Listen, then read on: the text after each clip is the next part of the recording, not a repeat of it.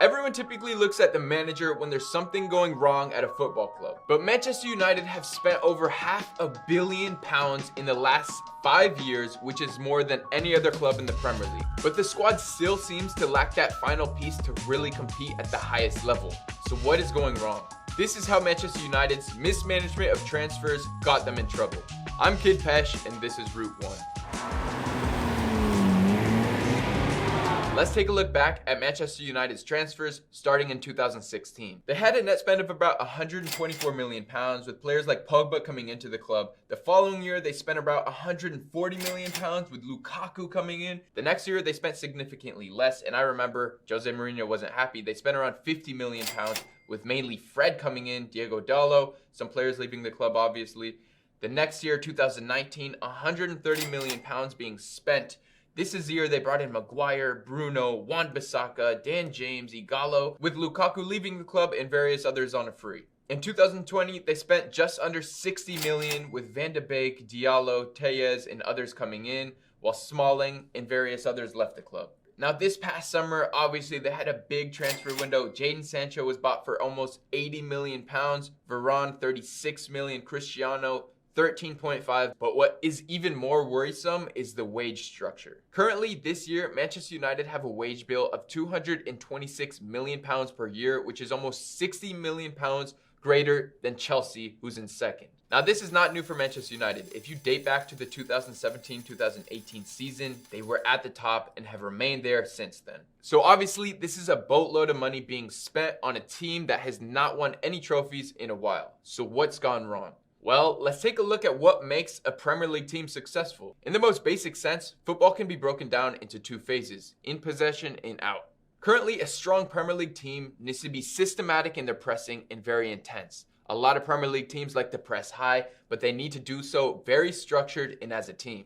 Now, in possession, if you want to be successful, you need to be able to break through these lines and beat the press, either by playing into the 9 or playing on the ground out the back. Now, we all know Manchester United face problems building out the back and even more so pressing. So what exactly are the problems within the squad and how have they failed to deal with them in the transfer market? Let's take a look at what the recruitment strategy has been and what players they actually brought in to try and fix these issues within the squad. To do so, we can go by levels on the pitch, starting with the defense. Let's consider the final season under Sir Alex Ferguson and what that back line looked like. They had Rio Ferdinand, they had Vidic, they had Smalling, and they had Phil Jones. Now, Rio Ferdinand and Vidic were obviously aging and they needed replacing. Phil Jones and Smalling were those guys. They were looked at as the players who would replace them. But obviously it didn't work out. And even if it didn't work out, they would have to bring in more center backs for depth. Now, since then, they spent a lot of money on center backs. Eric Bailly coming in, Lindelof, Daley Blind, you had Rojo, and most recently Maguire. And we can say all we want about Maguire, how he might not be the top defender in the world,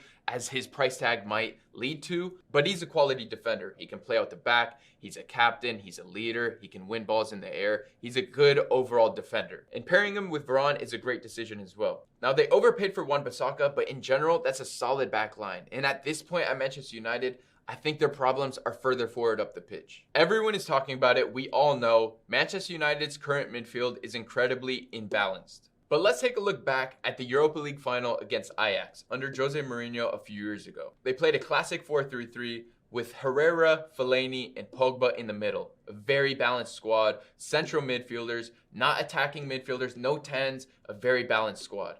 But now, since then, they've switched to a 4-2-3-1 with Bruno playing as a 10.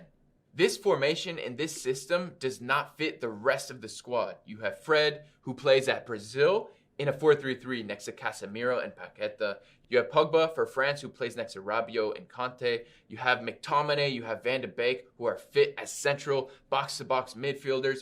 This system, a 4-2-3-1, does not fit Manchester United. And it seems like they went out and bought players for their individual abilities rather than fitting them into a well-oiled system, fitting them into a formation that they wanted to play. Now, they spent £272 million on their current crop of midfielders. But the biggest problem here is after knowing they're going to play with a classic 10, with Bruno at the 10, which is fine. You buy one of the best 10s in the world, he has to play. You go out and you buy Van de Beek the following season for £35 million, almost for his individual ability, almost just to sign a player rather than going out and finding a player that's really going to fit the system. Now we have to make that clear because he was one of the only midfielders that was brought in after Bruno. Now let's move forward into the front three. United have shown some success in the market, bringing Cavani on a free transfer, which honestly was one of the more underrated signings in recent Manchester United history, and Lukaku, who they spent a lot of money on, but was a quality signing for them. But similar to their midfield, their transfer strategy relied on individual talent rather than a great team fit. And a perfect example of this is Alexis Sanchez, who was brought in from Arsenal in the winter transfer window because his contract was running out. He was a quality player for Arsenal, but he's a player that needs a system built around him. And that's not what he was going to get at Manchester United. He was paid astronomical wages and eventually left the club on a free transfer. Now, most recently, and maybe controversial, we see the same thing with Cristiano Ronaldo. There are many great things he brings to the squad, whether it's leadership, goals, mentality. But in the grand scheme of things, he does not fit the system, especially with Bruno and Pogba in the squad and how they want to press. Going back to what makes a Premier League team good, you need to have a very systematic press, and Manchester United can't do that with Cristiano, Bruno, and Pogba in the squad. In that case with Cristiano, it made more sense from a commercial and emotional perspective rather than a team fit. I'd go as far as to say Cavani would be a better fit than Cristiano in the current Manchester United squad if you're playing Bruno and Pogba. And these are things a manager could solve, but it takes some very difficult decisions to leave out some of the best players in the world. Now, it's evident Manchester United's recruitment process has some faults, but we can commend them on their recruitment of young players and their development of young players within the squad. Looking at Greenwood, Rashford, they brought in Diallo, Palestri. They have a good core group of young players, and that's what's going to get them to the next level, and that's what's going to lead them into the future and be successful.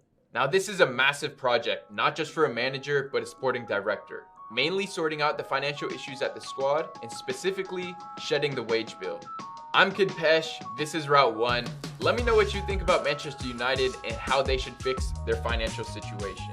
Also, go check out some of the other content on our channel, and leave a like, subscribe, and I'll catch you next time.